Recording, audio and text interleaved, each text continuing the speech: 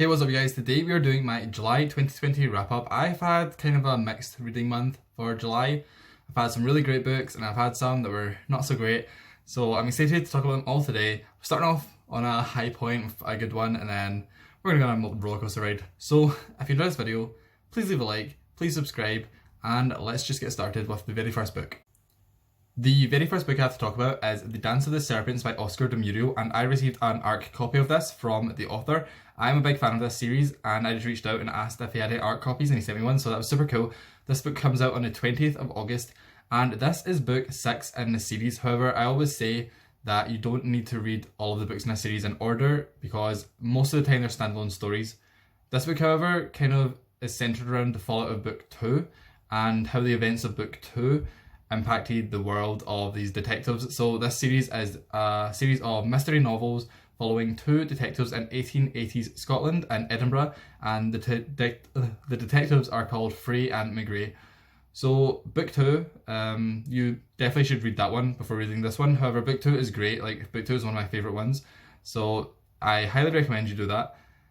This was really interesting to kind of go back and see the fallout of the events of this book, because although these are self-contained stories for the most part, there is obviously like recurring characters and events from previous books are brought up. This was the first time that we've kind of had like, okay, a very big event happened in a previous book and now we're dealing with the consequences of it.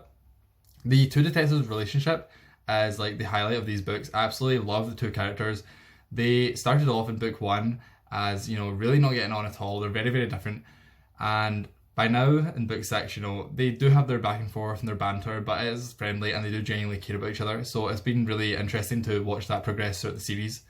The mystery in this book, because it is following the fallout of book 2, it's not a typical mystery. It's not really a detective mystery like most of the other books, but it is still a mystery. And I don't really want to say much else without spoiling the ending of book 2 and the start of this one. But there's a lot of shady stuff going on behind the scenes and you don't know who you can trust, and it is a very, very compelling and entertaining book. I really enjoyed it and I thought that it all came together really well in the ending, so I highly recommend that you check out this series. My favourite one was Lock of the Dead. However, A Fever of the Blood, which is book 2, which is the one I recommend you read before this one, that one's great as well, but all of them are great. Those are just my two favourite ones. So yeah, 20th of August this comes out and I am again very thankful that I was sent an art copy of this book. Next I read The Eye of the World, which is book 1 in the Wheel of Time series by Robert Jordan. I done an entire video talking about my non-spoiler and my spoiler thoughts for this book, so I will link it in the description below. Go check that out. I'm not going to go into much detail here, but I really, really enjoyed it. I'm really looking forward to going into book 2. Hopefully my library opens very soon. It's actually really annoying me now that they're still not open. So I can get book 2 because I really want to get back into this series.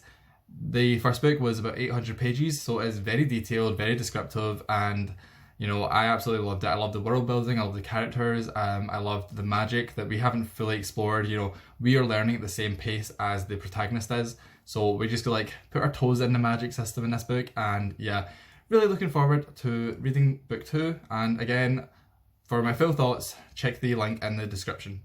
Under the Idolatries by Chinero Okparanta is a novel following a young lesbian woman in Nigeria in the 1970s. Nigeria to date is still very homophobic and homosexuality is illegal there, so as you can imagine in the 70s it is like probably worse, or maybe it's worse now, I don't know. But we follow her growing up with an extremely religious mother and kind of coming to terms with herself and her sexuality. I really care about the main character in this book, and I was completely rooting for her. You really get a sense of how dangerous it is for her to just exist and be herself in Nigeria. However, I found the plot a little bit dry, a little bit lacking at times. I did enjoy it, but I just didn't love it. And I think what didn't help is the fact that I came off of the Wheel of Time book onto this. So I came from like an epic fantasy into a historical historical contemporary. That's opposites, isn't it? You know what I mean? A kind of slower, more personal story. One thing I also want to point out is that I went into this expecting a romance, and it is not a romance. There are romantic elements, and her relationships obviously play a big part in the story because she is a lesbian, and that is the whole point. But it is not a romantic story at all. It is more a introspective, personal story. I would really recommend it though. It was by a black author from Nigeria, and it is about a lesbian, so it's an LGBT book. The author herself, I'm pretty sure, is not lesbian, but obviously don't quote me on that.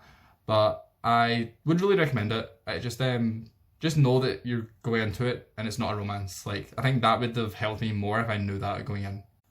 Next, I read Shirley by Charlotte Bronte, and this story follows a young woman, Catherine, and her friend Shirley, who are both seemingly in love with the same man. It has a background of being set in the Industrial Revolution, and that starts off being kind of a big focus of the book. However, it kind of trickles away and it's never fully resolved, and that was my main issue with the book. There was like these two storylines. There was the Industrial Revolution and then there was the romantic friendship side, and the two just don't interconnect well.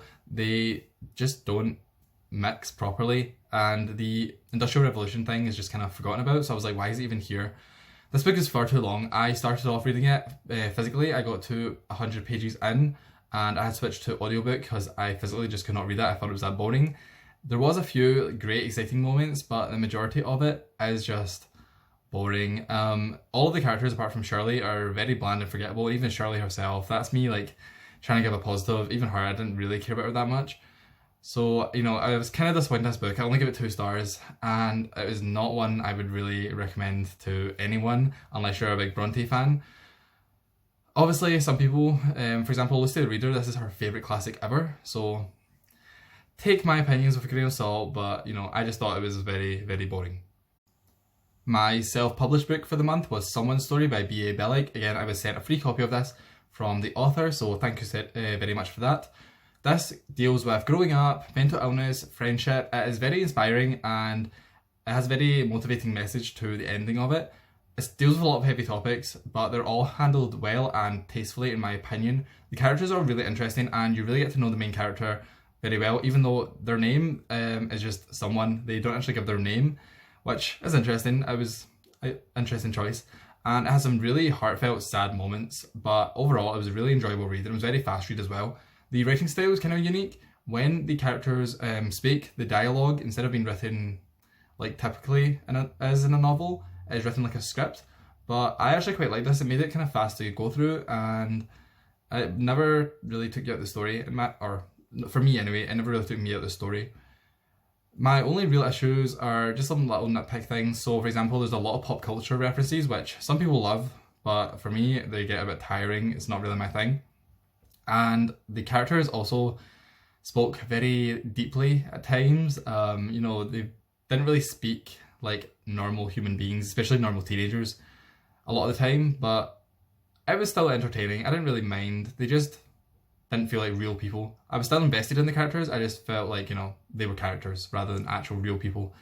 But overall, I really enjoyed it and I would highly recommend you check it out. I'm pretty sure it is actually free on some website. I will link it down below. I will go, it's in my DMs, he sent me the link. You can download this for free. So definitely, if you want to check out a easy coming of age story, this is the one for you. The Drowned World by G.J. Ballard, that is such a hard name to say, is an environmental dystopian sci-fi released in 1962, and in this book, the world has flooded due to global warming, melting the ice caps, and prehistoric animals and plants have kind of came back due to the climate and the environment in this world. We follow a group of scientists who are living in the remains of London, which is like very deep underwater and has now been turned into like a tropical swamp jungle. I really loved the concept of this, and I loved all the environmental descriptions. I loved all the descriptions of the animals and the plants and the jungle and the heat. Like, it really made you feel like you were there with these people. The way that he described the heat, like you're sitting in your bed like sweating reading it. It was really good. I really enjoyed that. However, this is a recurring thing this month. The plot just didn't do it for me. I don't know why. I don't know what I was expecting, but it just wasn't this, and I just felt kind of disappointed in this book. I really liked the ending and the last third. That kind of saved it for me, but the first 2/3, I just didn't love it. And I don't really know why, because I'm not sure what I was really wanting, but I just know that it wasn't this. I also want to point out that the author uses the N word that ends with an O. I'm pretty sure you know what one I mean, to describe black characters quite a few times in this book. And it was written in 1962, so do with that what you want. If you don't want to read it for that reason, I completely understand. But also it was 1962, so that's up to you to decide. I did enjoy it, and the ending did save it for me, but I don't know, the middle part, I just wanted more. And I don't really know what I was wanting, but I just know that I wanted more. Finally, I read Insurgent and Allegiant by Veronica Roth, and these are books 2 and 3 in the Divergent trilogy, so obviously I'm not going to go into a lot of detail here. The Divergent books are dystopians set in Chicago, where the people have been split up into different factions, kind of depending on their personality, and eventually a war breaks out between the factions, and we follow two main characters, Triss and Four, who are kind of caught in the middle. I actually really like both of these books. Everyone said they hated the ending of Allegiant, so I went into it like, actually kind of scared, like, because I was like, how bad can this be? And I was sending my friends that have already read it, because I'm the last person on earth to read these books, like, theories. I was like, don't tell me if I'm right or wrong, but like, I was thinking of like every worst case scenario. And then I read the ending and I actually liked it. I'm obviously not going to say what it was, but I liked it, to be honest. Narratively, I thought it made sense, and then also just like, I had to give props to the author because not many authors go there. So overall, I give both of those books 4 stars. I think I gave book 1 4 stars as well. So I actually really enjoyed the series, and I'm kind of sad I didn't read it when I was like at its hype, because I really enjoyed it and I'm definitely a Divergent stan now. And those were all of the books that I read in July. Let me know down below your thoughts on any of these books, especially, well, everyone told me in my last video their thoughts on Divergent, but I genuinely did enjoy it. I thought it was really fun. I didn't get to read a Scottish book this month, which I'm kind of annoyed about. However, I'm prioritising in August because I said I was going to read a Scottish book every single month, and I literally done it for 1 month. But you know, these things happen. If you enjoyed this video, again, please leave a like and subscribe. It really helps me out. And if you want to share the video, go ahead. Follow me on Twitter, Instagram, all of this stuff. You know, I'll have links for everything in the description, as always. And thank you so much for watching, and I will see you in my next video.